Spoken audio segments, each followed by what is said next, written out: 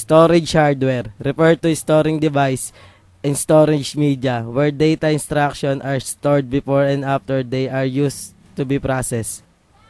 Primary storage. Main memory refers to RAM where both data instructions are temporarily held for immediate access and used by the computer's microprocessor. Random access memory RAM is the part of the primary storage where programs and their instructions are held temporarily while being manipulated or executed.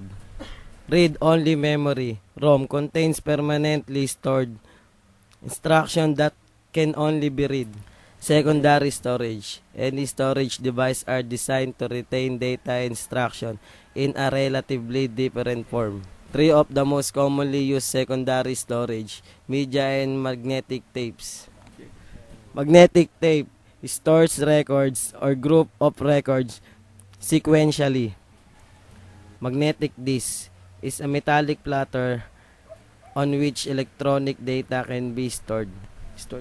Examples, floppy diskette and hard disk. Optical technology involves the use of laser, a highlight concentrated beam of light.